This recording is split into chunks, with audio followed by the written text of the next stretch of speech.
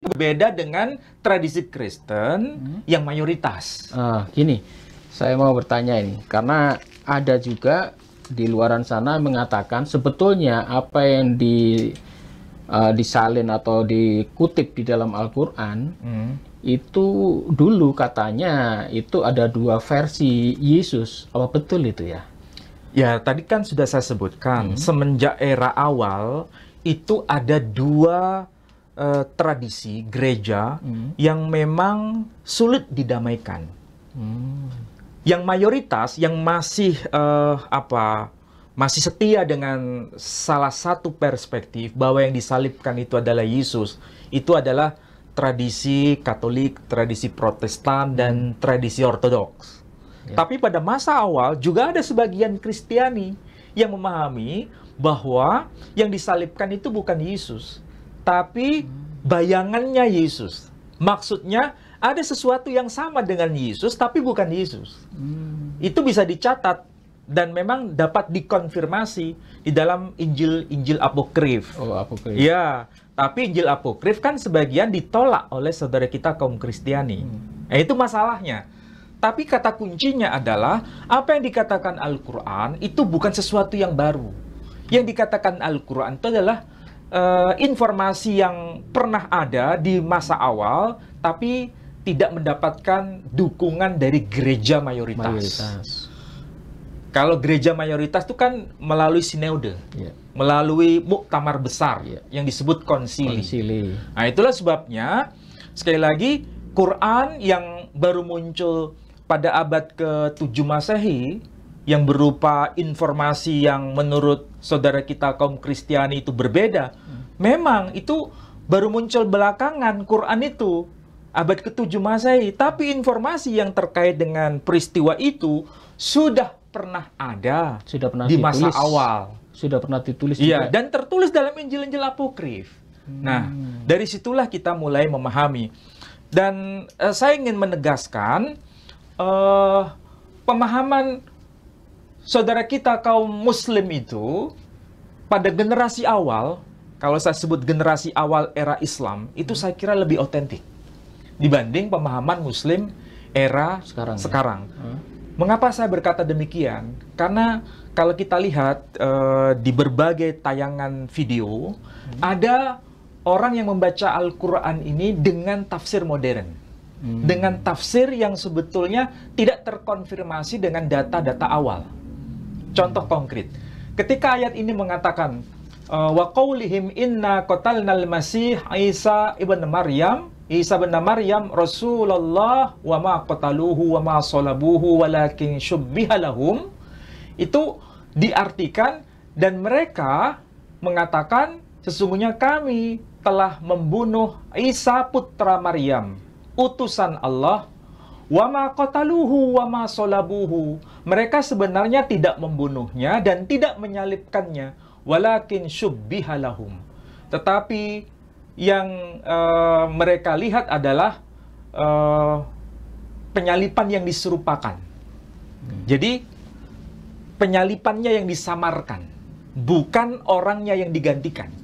Oh, tetap Yesus yang disalib. Jadi mereka punya pemahaman yang disalibkan itu Yesus, Kristus atau Isa Al-Masih, tetapi yang dimaksudkan Quran ini adalah yang disamarkan itu penyalipannya. Jadi bukan disalibkan beneran, tapi hanya disalibkan bayang-bayang gitu ya.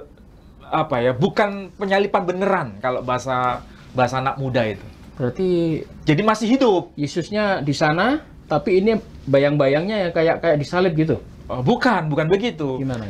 Jadi memang betul yang disalibkan itu Isa. Oh, disalib Yesus. Tetapi yang disalibkan itu, yang disubbiha, itu seperti nampak dia disalib, padahal bukan salib beneran. Nampak disalib, tapi bukan mati, dia masih hidup. Oh, maksudnya tetap disalib, tapi dia tidak mati. Tidak mati. Oh. Itu salah satu pemahaman modern. Nah, apakah pemahaman modern itu terkonfirmasi dengan data pada masa-masa awal? Nah, itu kan kita harus cross-check data. Ya. Kita mulai bagaimana kita memahami teks Quran ini pada masa generasi awal. Apakah yang dimaksud, yang diserupakan itu, subbiha yang dimaksud itu, yang diserupakan, itu penyalibannya atau orangnya yang dimaksud? Maksudnya dari pandangan Islam atau Kristen ini? Tentu saja ini dari pandangan Umat Islam umat terdahulu. Islam itu sendiri. Yang pertama-tama. Yang pertama-tama itu seperti apa? Atau tradisi Kristen generasi awal memahami Quran itu kayak apa? Jangan salah, orang-orang non-Muslim waktu itu memahami Quran itu sama dengan generasi Gereja awal. Muslim awal. Oh, Muslim awal. Iya, generasi Muslim awal dengan generasi gereja awal ketika memahami Quran itu ada kesamaan. Itu beda dengan Katolik dan Protestan. Beda, ya? beda. Ini kita sedang merujuk bagaimana yang dimaksudkan Quran itu sebenarnya. Oke? Nah, coba kita cek data di dalam tulisan Yunani tadi yang sudah saya kirimkan ke Pak Edi. Yang ini tadi. Yang teks bahasa Yunani dulu. Ini ya. Oke. Ini adalah teks bahasa Yunani yang ditulis oleh seorang bapak gereja generasi awal yang dikenal sebagai pujangga Kristen waktu itu.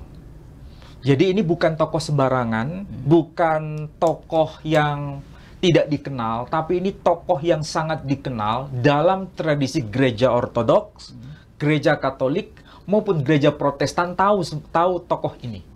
Tokoh yang dimaksud itu adalah Yohanes Damaskene, atau disebutnya Yohanes Damaskus, atau dalam bahasa Arabnya disebut Yohanna ad-Dimaski. Beliau itu lahir tahun 676 Masehi, meninggal tahun 749 Masehi. Jadi beliau meninggal tahun 749 Masehi. Atau kalau dalam tahun Hijriyah itu meninggal tahun 131 Hijri. Jadi ini masa yang sangat awal, Pak Edi. Maksudnya lebih dekat dengan era wafatnya Nabi. Nabi SAW itu meninggal tahun 632 Masehi. Ya kan? Sedangkan tokoh yang bernama Yohanes Damaskene itu lahir tahun 676 Masehi. Meninggal tahun 749 Masehi atau meninggal tahun 131 Masehi. Sorry, 131 Hijri. Ya. Berarti ini beliau hidup pada masa kekhilafahan Bani Umayyah. Jadi ini masa yang sangat senior, Pak Edi. Kan masa kenabian, masa Khulafaur Rasyidin, baru masa kekhalifahan Bani Umayyah. Baru setelah itu kekhilafahan Bani Abbasiyah. Oke. Jadi pada masa kekhalifahan Bani Umayyah lahir tokoh yang bernama Yohanes Damaskene, bahkan ayahnya yang bernama Sarjuk itu adalah salah satu tokoh besar yang menjadi wazir, menjadi pembantu dari pemerintahan kekhilafahan Bani Umayyah. Apa yang beliau tulis? Salah satu bukunya adalah The Heresy. Bidat-bidat. Oh, bidat-bidat. Bidat-bidat. Dan salah satunya menyebut poin kaum Ismail.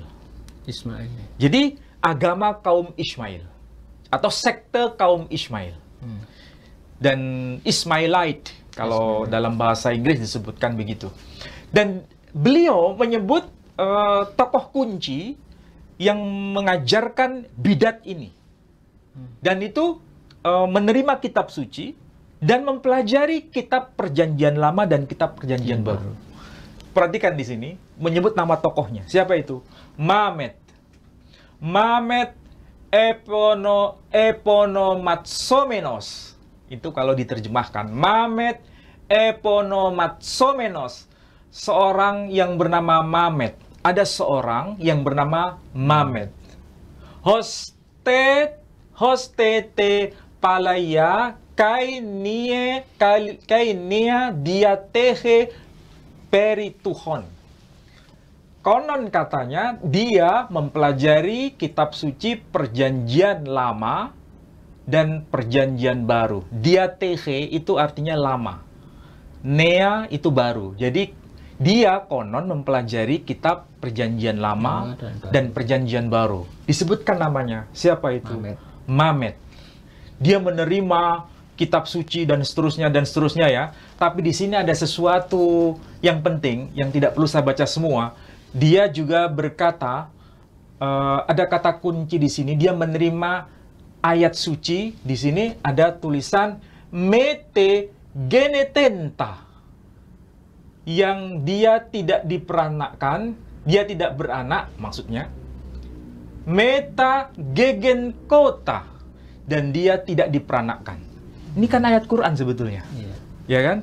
Tapi dikutip oleh Yohanes Damaskene. Artinya, kalau seandainya ya, ayat Quran yang berbunyi lam yalid walam yulad itu konon katanya itu baru muncul pada abad ke-9 Masehi. Misalnya begitu. Ada misionaris, ada seorang orientalis yang berkata, ayat suci yang bunyinya lam yalid walam yulad itu baru muncul, baru dikreasi abad ke-9 Masehi. Maka dengan bukti tulisan Santo Yohanes Damaskene, maka argumentasi sang orientalis ini gugur. Kenapa? Karena ternyata ayat yang berbunyi lam yalid walam yulad itu dikutip oleh Yohanes Damaskene, tapi dalam versi bahasa Yunani. Nah, di sini disebutkan tadi meta genetenta, meta gegen kota. Artinya kalau bahasa Arabnya lam yalid walam yulad. Bahkan dikatakan legeton Christon logon enai tonteo. Dan dia adalah sang firman, firmannya Allah maksudnya. Jadi Kristus itu adalah logon enai toteo.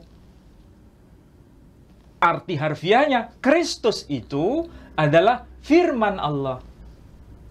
Kai pneuma auto. Ini kan ada kai pneuma auto. Artinya apa? Pneuma, ruh. Pneuma itu ruh. Arti harfiahnya dan ruhullah, rohnya Allah. Bahkan dikatakan keteston dekai dolon, dan sekaligus hamba Allah. Dan dikatakan kai oti ex Marias, yang keluar dari Maria. Berarti kan ini sebetulnya informasi ayat-ayat Quran yang dia kutip. Tuhan tidak beranak dan Tuhan tidak beranak. Yesus Kristus adalah firman Allah. Dia adalah rohnya Allah. Dia keluar dari Maria. Ya kan? Bahkan dikatakan lebih tegas lagi. Ada ini ke atas Pak Edi, ke atas. Nah, di sini ada kata-kata begini. Kai hoti hoi yudaioi paranomesantes edelson. Dan orang-orang Yahudi, maksudnya Yudaioi itu artinya orang-orang Yahudi berencana apa? Auton staurosai, berencana untuk menyalibkan dia. Stauro itu salib artinya. Di sini ada kan staurosai. Orang-orang Yahudi berencana untuk menyalibkan dia. Ini kan sebetulnya ayat Quran. Dari mana kita bisa tahu bahwa ini ayat Quran? Ayat Quran bahasa Arabnya wa qaulihim, dan mereka berkata, mereka yang dimaksud itu adalah orang-orang Yahudi. Jadi Santo Damaskene, maksudnya Santo Yohanes Damaskene atau Santo Yohanes Damaskus, itu paham betul Quran itu. Mengutip dari situ. Mengutip dari ayat Quran ini. Yang kalau kita belajar sejarah, Yohanes Damaskene itu orang Arab. Tapi orang Arab dari kalangan Arab Aribah. Arab keturunan dari kalangan suku Yoktan. Dari kalangan suku, tepatnya suku Kaleb. Tapi ada juga yang berkata dari kalangan suku Taglib. Itu semua kategorinya orang Arab non-Ismail. Kalau Kristennya mungkin Kristen Timur ini berarti ya? Iya, ini berarti Kristen Timur. Lebih tepatnya orang-orang Kristen Ortodok Yunani. Tapi beliau mahir bicara dalam bahasa Arab. Jadi beliau itu paham betul bahasa Arab Quran ini. Yang dimaksud wa qaulihim, mereka berkata, mereka yang dimaksud itu adalah ini. Siapa yang dimaksud? Yudaioi, orang-orang Yahudi. Untuk apa? Berencana ini. Auton staurosai. Berencana untuk menyalibkan dia. Tetapi di sini dia menegaskan. Dan ini adalah ayat Quran, sambungannya. Dia berkata apa? Kai pratesantes estaurosan. Tetapi mereka tidak berhasil untuk menyalibkannya, ya. Ton sekian auto. Tetapi sekali lagi, mereka tidak berhasil untuk menyalibkan dia. Berarti yang dikatakan oleh Yohanes Damaskene itu persis yang dikatakan Quran. Mereka berupaya untuk membunuh Yesus, menyalibkan, tetapi mereka tidak bisa menyalibkan dia, tidak bisa membunuh dia. Kemudian apa? Di sini dikatakan ada kata-kata kunci yang lebih tegas lagi. Nah ini, uranon. Nah ini, to Christo aneltontos eiston uranon. Tetapi Kristus itu dibawa ke uranon. Dibawa kemana? Ke langit, ke surga. Uranon. Berarti menurut pemahaman Yohanes Damaskene, Al-Quran itu memang tidak mengatakan bahwa yang disalibkan itu Yesus. Bukan membunuhnya juga. Tapi ada yang lain. Dan Yesus sendiri dinaikkan ke uranon. Maksudnya kemana? Ke surga. Estos uranos. Uranos itu artinya angkasa. Atau ke langit. Berarti yang dikatakan Yohanes Damaskene pada tahun 749 Masehi atau tahun 131 Hijri, ya. Itu adalah cara pemahaman terhadap Quran era generasi awal dari kalangan Kristen. Ya.